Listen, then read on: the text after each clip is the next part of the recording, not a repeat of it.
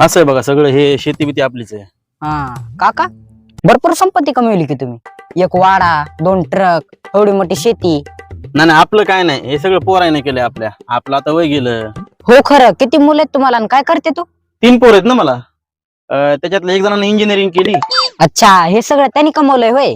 नाही नाही, त्याला तर नोकरीत नाही लागली अजून. अच्छा, दुसरा मुलगा? त्याने MBBS केलंय, डॉक्टर. अरे वा, त्यानेच कमवलं असं इतकं? नाही नाही, त्याला बी नोकरी नाही लागली अजून, नुसता MBBS झालाय तो. अच्छा, मग तिसरा मुलगा काय करतोय? तिसरा होय, तिसरा जाऊ द्या, नंतर सांग कधीतरी. विषय बदला. सांगा तर खरं काय करतोय? अहो तो चोर आहे, हो चोर, त्यामुळे मी कोणाला सांगत नाही. चोर? एक मुलगा डॉक्टर, एक मुलगा इंजिनियर आणि तिसरा चोर? हो ना, आता काय करावं. अहो पण त्या चोराला हाकलून द्या ना.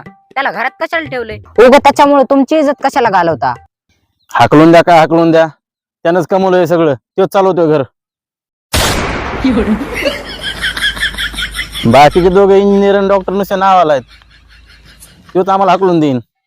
Inky pinky funky, daddy bought the donkey, donkey died, daddy cried, inky pinky pong.